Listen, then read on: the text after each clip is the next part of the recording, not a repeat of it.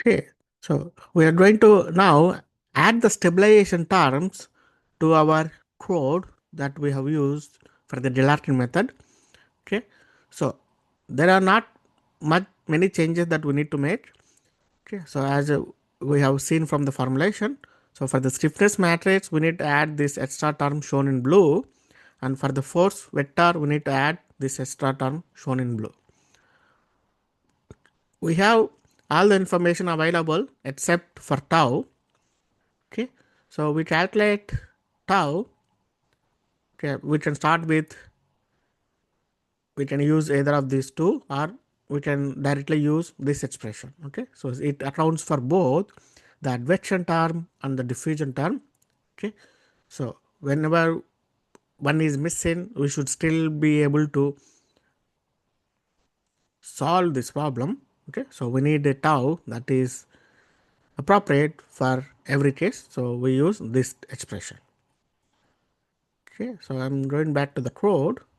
Okay, so what do we need? Okay, let us say we calculated tau. Okay, now we are going to add these two terms. Okay, so we have the diffusion term, we have the advection term.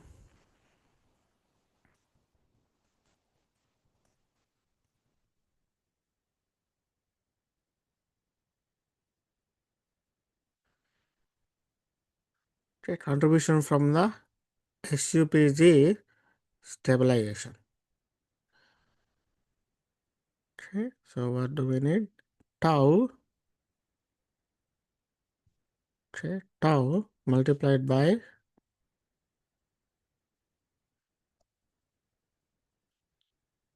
G transpose A transpose AG.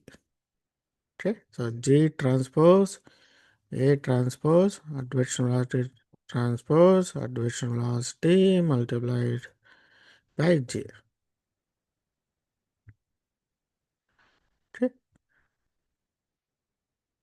Similarly, we add the contribution to the force vector.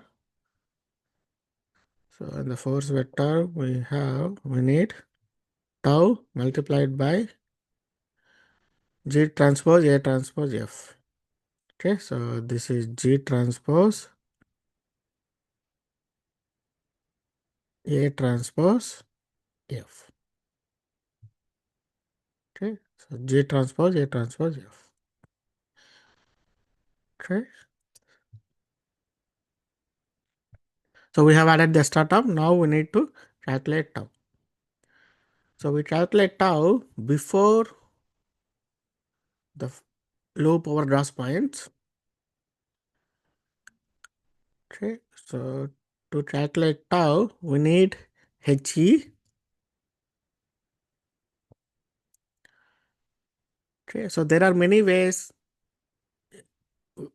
like where we can how we can calculate the element length scale. So I'm going to use a simple case. Okay, so we have the 4 node element, we know its coordinates. Okay, so our nodes are oriented here 1, 2, 3, 4, right? So if I take h2 minus h1, considering that this is a structured mesh, okay, so I can take h2 minus h1, this is that is the length of this h, that gives me the element length scale. This is a very simple case, but for demonstration it is good enough. So what I am doing, h2 minus h1. Now with that, in calculate tau. Okay, so we need, first we calculate the expression inside the bracket and then we invert it. Okay, term inside the bracket 2a, that is the 2 norm of advection velocity, okay, divided by he, that is the first term. The second one is 4 mu by h square. Okay, 4 mu divided by h square. Okay, so this is the term inside the brackets, and then we need to inverse it. Okay, so this is our tau. Now let us say, okay, I'm going back to the main code. Now let's start with the course mesh, that the coarsest mesh that we have used. Okay, I run the code.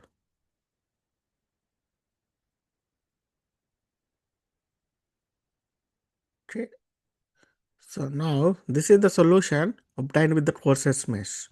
Now if you remember, we were getting spurious oscillations with the coarsest mesh for the diffusion coefficient of 0.01. Okay, now in order to see the difference, let's define a variable, like parameter or variable, flat, whatever you call it. Okay, so let's call it stabilization factor. Okay, if it is 1, then the stabilization is active. If it is 0, then the stabilization is not active. Okay, so let us pass this stabilization factor to the to our stiffness function. Okay, so we need to do here as well. Okay, we pass the stabilization factor to the stiffness function, and then so once we calculate tau, we multiply it with the stabilization factor. Okay, in that way we can control whether the stabilization is active or not. Okay, so when stabilization factor is 1, stabilization is active. When the stabilization factor is 0, stabilization is not active. That means we have the pure Galerkin formulation. Okay, so with the pure Galerkin formulation, we get spurious oscillations, okay, which we observed in the previous part. Okay, so in this way we can control the stabilization. So if you want stabilization, then we simply change it to 1. Okay, so as you can see, by adding this extra the stabilization terms, we can get rid of the spurious oscillations.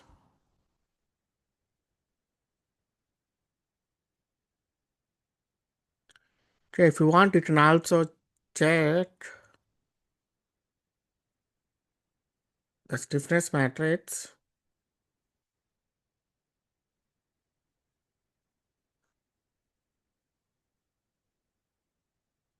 Okay, so we still have some terms. Okay, you can check the stiffness matrix. Okay, see if this is an M matrix or not. Okay, so I'm like just to help you understand, like check the stiffness matrix and like understand if it is an M matrix or not. Okay, now right. Okay, so we can even what we can let's check this further. Okay, let's use this medium size mesh 20/4. Okay, so this seems fine. Okay, remember, so when we had no stabilization, we got spurious oscillations with the medium size mesh.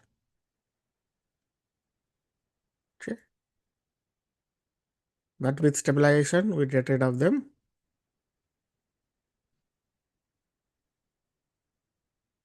And with the finest mesh that we have used, okay, we didn't see any oscillations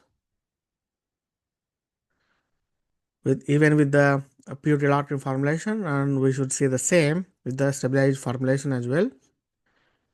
And the advantage again here is if we reduce the viscosity further, that is increase Petler number further, we do need stabilization.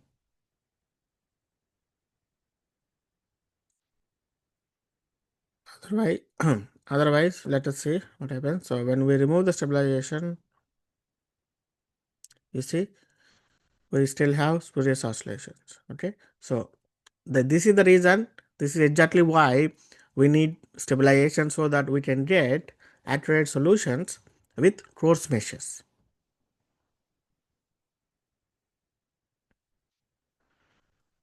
Okay, so that concludes example 1. So we have first formulated the weight form with the relative method, and then we have added the SUPG stabilization term to get rid of the oscillations.